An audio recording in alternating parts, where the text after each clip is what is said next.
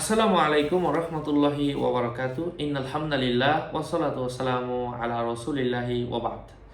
সম্মানিত প্রিয় উপস্থিতবৃন্দ, আজকের এই ভিডিওতে আলোচনা করব স্বপ্নে পাখি দেখলে কি হয়। আল্লামা ইমাম ইবনে সিরিন সহ অন্যান্য স্বপ্নের বিষয়ে অভিজ্ঞ আলেমগণ কি জানিয়েছেন।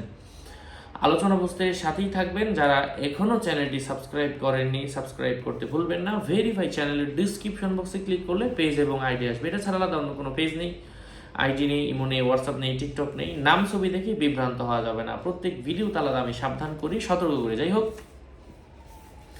স্বপ্নে কোনো মানুষ যদি পাখি দেখে, এটা কখনো কখনো স্বপ্নদ্রষ্টা কোথাও ভ্রমণ করার সম্ভাবনা রয়েছে।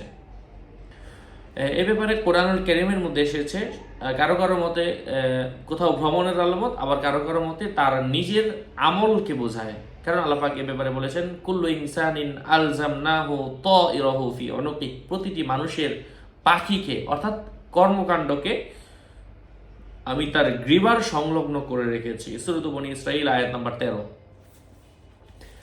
সাদা রঙের পাখি দেখা, এটা তার নিজের আমল, তার কাজ নিখুঁত হওয়ার সম্ভাবনা রয়েছে।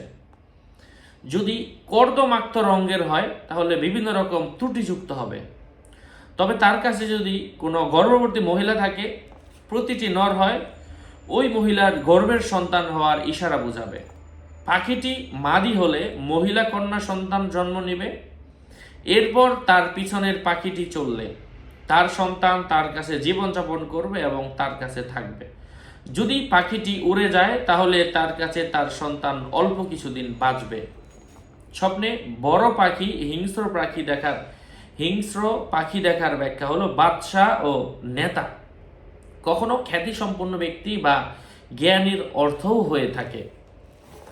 স্বপ্নে কোনো মানুষ যদি কালো রঙের পাখি দেখে, এটা কারো কারো মতে ফাসিক এবং চুরকে বুঝিয়ে থাকে। যাই হোক, আশা করছি উপকৃত হয়েছেন। আরও আপডেট পেতে সাথেই থাকবেন। সকলের মঙ্গল কামনা করে এখানেই শেষ করছি। দেখা হবে অন্য কোনো এপিসোডে। ওয়াসসালামু আলাইকুম ওয়া রাহমাতুল্লাহি ওয়া বারাকাতুহু।